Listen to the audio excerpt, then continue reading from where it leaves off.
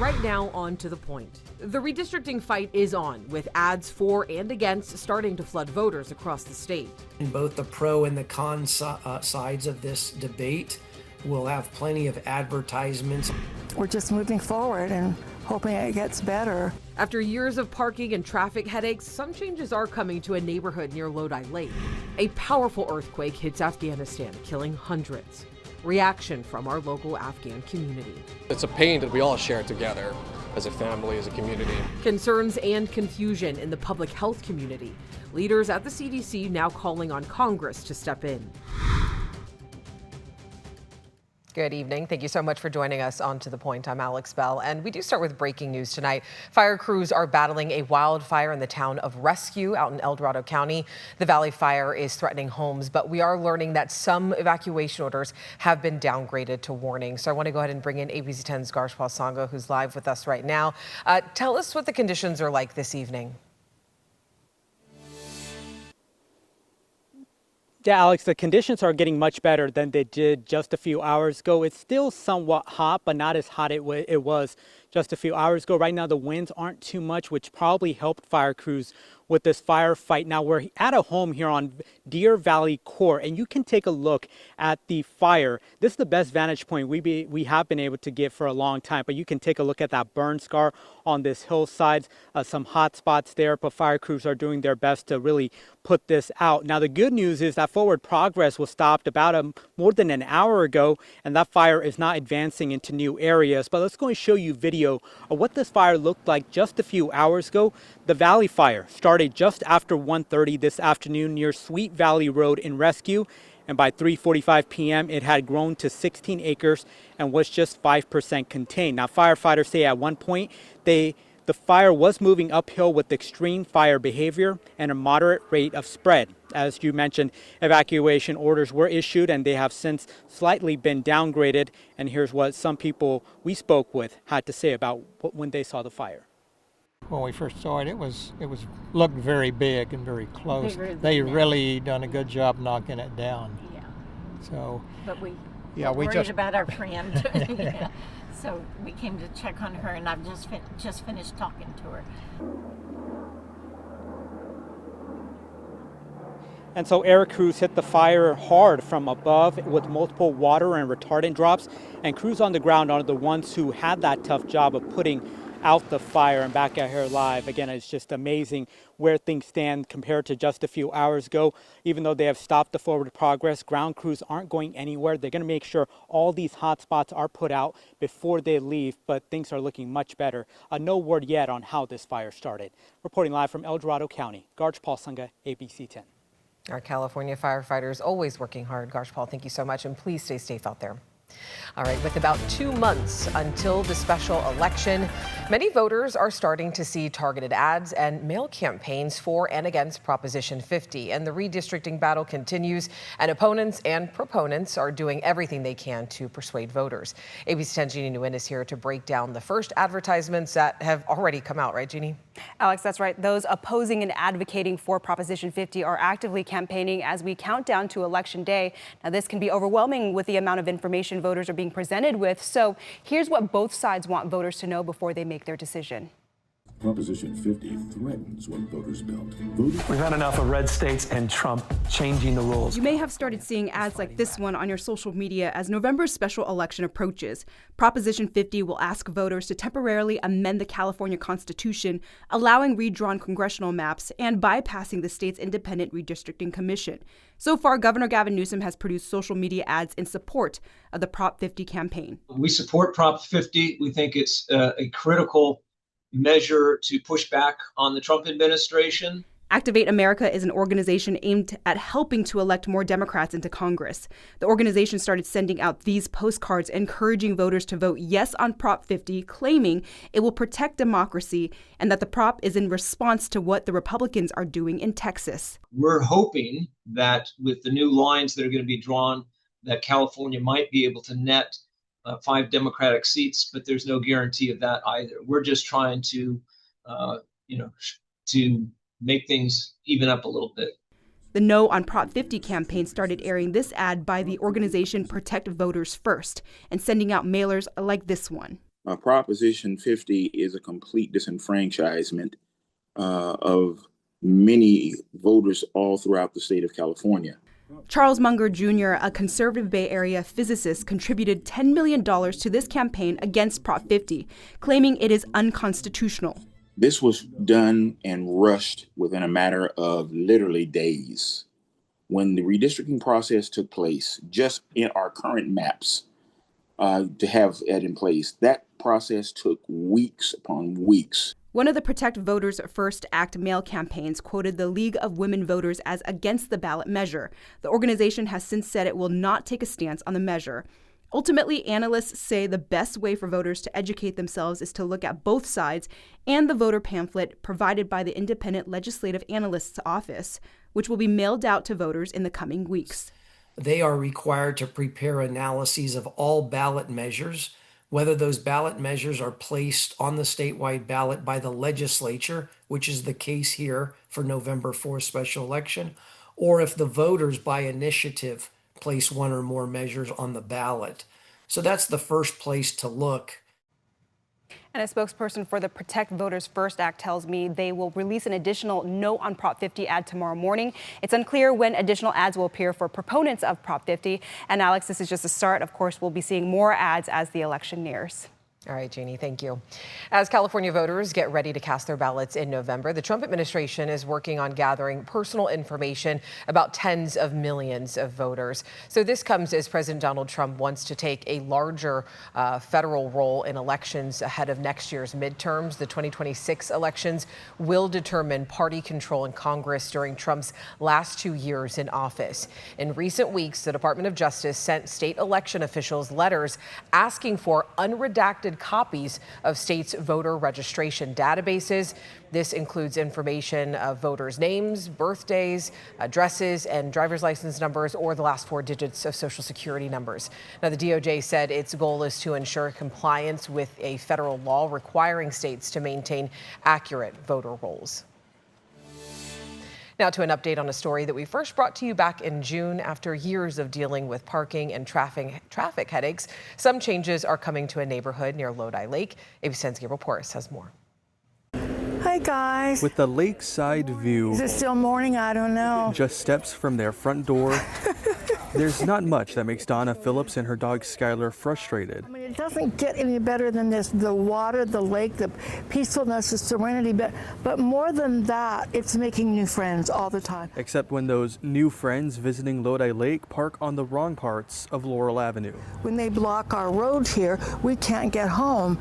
And there was one point a few years back where I needed an ambulance. But when people park there and they block all that, that stops that access. Parking on a one-lane, 14-foot wide stretch of the avenue, often to avoid parking fees inside the lake. We don't really understand what makes them think they can park there. But city leaders now say that's going to change. It's up to the city to make that a designated fire lane, and that's what we'll be considering at the Wednesday council meeting. The no parking zone should give some relief to Donna and her next door neighbors, but it doesn't do much to address the world of issues on the other side of Laurel Avenue, where sometimes cars will double park, block driveways, and where there's almost always this line of cars waiting to make a U-turn at the dead end.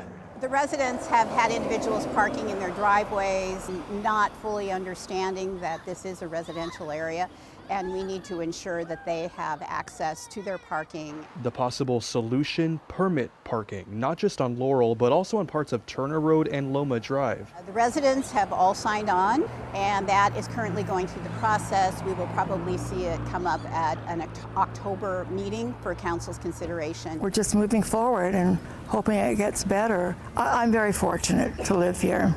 It has its problems, but we're working on those. In Lodi, Gabriel Porras, ABC 10. As proposed, those parking permits would impact just over 40 homes near the lake. They would be valid for 3 years and costing about $5.50. All right, right after the break, families soaking up one of summer's final weekends, how hundreds beat the heat today. And later, half a world away, Sacramento's Afghan community is feeling the shock of a devastating earthquake back home. It's still hot tomorrow, just not quite as hot as it has been. I've got a lot more upper 90s as opposed to triple digits. However, we do have weather impact alert for the high country due to the return of thunderstorms. We'll talk about the heat and thunder after the break. But first, another headlines tonight. An 11-year-old boy is dead after police say he was shot during a ding-dong ditch prank in East Houston late Saturday night. Houston police said the boy and a group of kids had been ringing doorbells in the neighborhood when they knocked at one home. That's when, according to witnesses, someone came out of the house and started shooting at the children as they ran away. Police say they are working with the Harris County District Attorney's Office on possible charges. President Trump will award former New York City Mayor Rudy Giuliani with the Presidential Medal of Freedom. Giuliani was once referred to as America's mayor for how he led New York City following the 9/11 terror attacks. The announcement comes days after Giuliani was hospitalized following a car accident in New Hampshire. Labor Day travel is surging this year. The FAA is forecasting this holiday weekend as the busiest Labor Day for air travel in 15 years. Some parts of the country are dealing with weather delays after severe thunderstorms in the south forced delays at already busy airports. Well, this Labor Day holiday was one of the last opportunities for families and friends to get together, enjoy some time in the sun, and to help beat the heat, a lot of people left the comfort of their air conditioners to spend the day outdoors at Folsom Lake, which you're seeing right here. Let's get things over to meteorologist Brendan Minchef. Now, Brendan, I know that we keep saying this is the unofficial end of summer. It kind of feels like the start of summer on the West Coast. A little bit. It's just been so mild that anytime we get a stretch of heat like this, it does feel pretty warm, especially considering we had some triple-digit days not too long before the holiday weekend, and it was just very toasty to end August and start September. Today, in fact, at 103 in Sacramento, tied for the hottest temperature we've had so far this year. Meanwhile, Stockton and Vacaville set or tied daily high temperature records over the weekend. And of course, everywhere 100 degrees all weekend long. It was a warm one out there, and it still is warm at this hour. 101 in Sacramento, 101 in Stockton, 100 in Modesto, 96 in Jackson, 88 up in Nevada City, about 80 degrees up in the high country. So temperatures are starting to come down, but it's going to be a slow cool down. We're still going to be in the 80s all the way to about 11 o'clock, upper 70s by midnight tonight, and a warm start to Tuesday morning. We're going to be about 68 across much of the valley. The average low is 58, so about 10 degrees warmer than normal to start Tuesday morning. Now, Tuesday afternoon, another hot day, upper 90s, some triple digits, but generally a little bit lower compared to where we've been for the Labor Day weekend. One thing I'm tracking, though, is going to be some smoke. This is from a fire down in Fresno County, putting out a lot of smoke up through Yosemite, up through the Mother Lode, and then up through Tahoe as well. So overnight and then continuing through Tuesday afternoon. And speaking of Tuesday afternoon, we've got a chance for some thunderstorms, widespread thunderstorms expected across the northern Sierra with some dry lightning. So as we look at Futurecast, you're going to notice early tomorrow morning a chance for a few light showers across the valley during the morning commute. But then there's those widespread showers and thunderstorms, especially along the crest of the Sierra and through Tahoe. That's prompting a weather impact alert through midweek for the potential for dry lightning and new fires. And remember, if you hear thunder, it's important to go indoors. You're close enough to be struck by lightning. Here's the good news. We're in the 90s the next 3 days, and then I've got some 80s as we go deeper into September, Alex. All right, Brendan, thank you. Right after the break, shakeups at the CDC, the fierce debate over vaccines and what it means for your family this fall. And no tax on overtime, but it's not quite what you think, why the savings won't show up in your paycheck. An earthquake in rural Afghanistan has killed hundreds of people and injured thousands more. The magnitude 6.0 quake hit during the overnight hours, causing massive amounts of damage. Search and rescue efforts are now underway. At least 800 people have been killed in this devastating earthquake, with more than 2,500 injured. That's according to the Taliban government. Buildings shaking from the capital of Afghanistan to the capital of Pakistan. The earthquake, measuring 6.0, was relatively shallow, striking in the middle of the night while people were sleeping.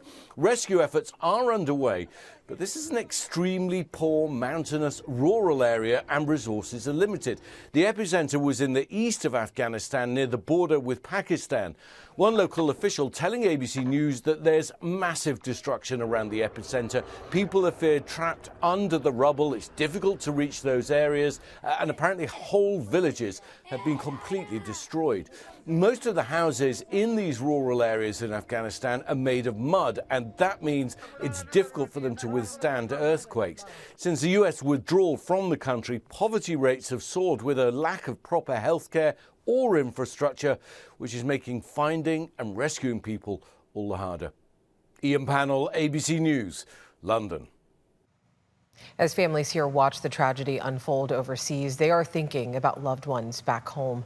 Members of Sacramento's Afghan community come to this international market, and the store's manager says the news from Afghanistan is really hard to hear. Every family that they are here, they have families in Afghanistan, including me. I have my mother and the two sisters are in Afghanistan.